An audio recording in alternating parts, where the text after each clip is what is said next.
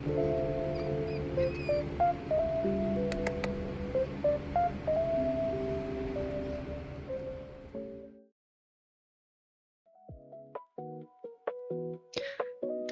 everyone, welcome back. A lot has happened this week, so I'm just gonna jump right in, starting with the roof rats. So, Grimald and Thea have been really opening up to me lately. Honestly, I think they're kind of self-selecting to be the first official pairing for my roof rat line, which I am very excited about. They're both just so sweet.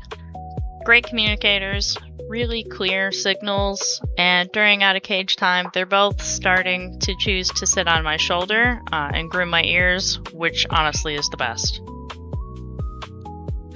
I'm hoping to do my first pairing in August. I was thinking September, but they've opened up so much already, and they've become quite comfortable with interacting with me. These two are leagues ahead of the rest of them, so it just makes sense to pair these two.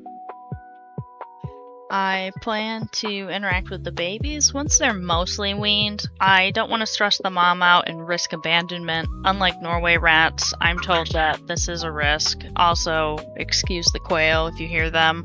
I took their ladies away. But once it's safe to touch the babies, I'll be probably spending at least an hour a day with them, just to make sure they're as tame as possible for any future homes.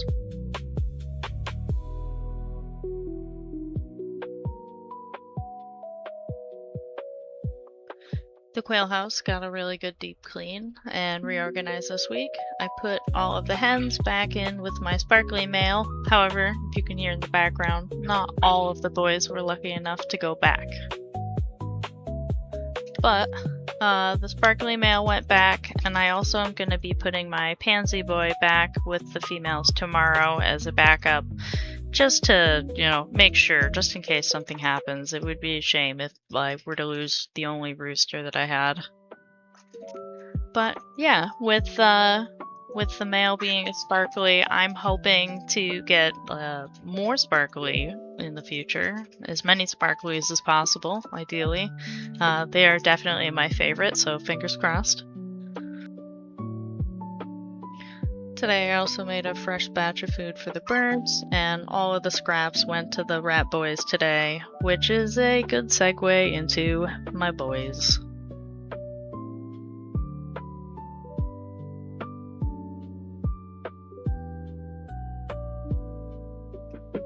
The main colony is doing great. Toby has only had one little freak out in the past several weeks since going back into the main colony, which honestly feels like a win. I genuinely can't tell if Tater has grown at all. He's still smaller than Bit, my dwarf boy, which has me wondering if Tater might actually be a dwarf himself. I do worry about him a little bit though. I got him from a local store a few weeks ago because he was alone and sniffling. He's not sniffling anymore, but he's got really soft poops and he gets bloated a lot. I'm not sure yet if that's something like a megacolon, a dietary sensitivity, or if he's just a little piggy who overdoes it at dinner time. But still, I'm going to keep an eye on him. My 4 surrendered boys I have are going to be reunited with their original owner soon. I'm so happy I got to give them a safe place to land, and even happier that their owner is now in a place where they can take them back.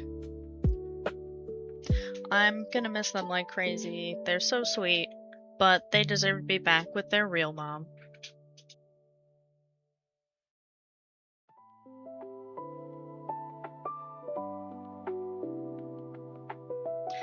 Our oldest rats, Pepper and Boo, are doing really well together. They both have pretty advanced HLD at this point, so I'm not concerned about them even attempting to breed. But they clearly still love each other's company. They come out every day for about 20 minutes of cuddles and one-on-one time with me, and it's honestly one of my favorite parts of the day. Unfortunately today, both Lily and Storm are going to be joining Pepper and Boo in the hospice cage.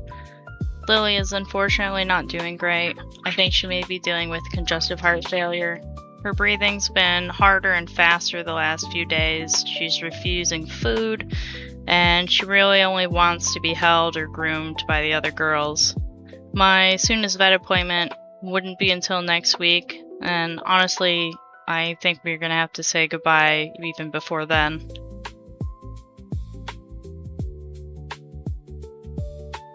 Storm is nearing the end of her journey too. She's over 3 years old now, like Lily, and she's developed a mammary tumor about 2 months ago. I put her on a cancer support diet based on Johns Hopkins guidelines. It's technically designed for humans, but a lot of dietary principles around supporting the body through cancer seemed like they'd carry over pretty well. Since then, she's developed 4 more tumors and one on her neck that has started to press into her ear. The vet told us early on that even just the first tumor was inoperable, so we're really just on borrowed time with her. With time running short for both of them, I think I might let them go together.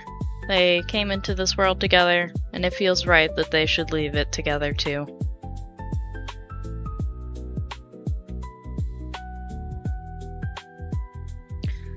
Lastly, the girls had a bit of drama this week. Petra was consistently bullying the new juvenile girls, biting little tufts of fur off of them. So Petra, Ebony, Blaze, Thundera, and Onyx are now in their own critter nation. I just don't want the risk of bullying to continue, especially since these 4 new girls plus 2 or 3 more babies from the new litter are going to be joining soon. I just don't really want to have anyone being aggressive around the new babies.